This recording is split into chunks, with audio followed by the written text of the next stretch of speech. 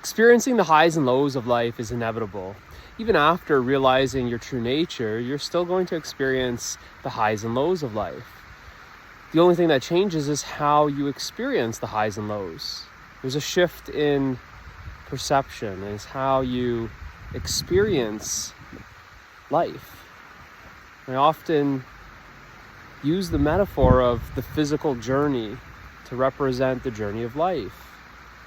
And just like being on a journey, you can experience mountains, you will also experience valleys.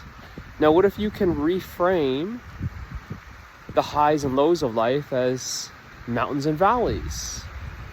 You see that just that shift in perception, how you experience those highs and lows, changes by how you see them. Seeing them as a mountain, seeing them as a valley, changes how you experience it. In the same way as being on a physical journey, you don't dread the valleys. You're not trying to resist the valleys. No, you can actually appreciate the valleys. And you see that the mountain is no better than the valley. So there's an appreciation for both, the mountains and the valleys. And you see, you can't experience a mountain without a valley. And likewise, you can't experience a valley without a mountain.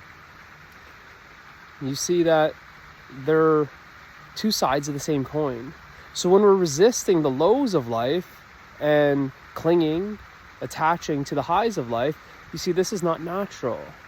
What's natural is experiencing both. And by just simply reframing it, perceiving it a different way, we can start to, let's say, warm up, open up to the fullness of life. The fullness of life in which we experience the highs and lows, but there's no aversion and there's no attachment to these highs and lows.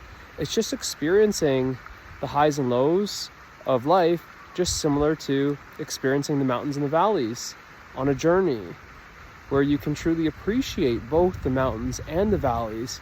And it's that appreciation for the mountains and the valleys that is really what is so enriching about the journey. You feel the richness, the fullness. You experience that richness of the journey because it's the appreciation, the love for everything, where you're not resisting anything. And like this, you see that there's so much beauty in the valleys. There's so much beauty in the mountains that it's not something that you need to resist and struggle with and try and avoid and escape, but instead you can appreciate it. It's in these lows that we often experience a deepening into our true nature.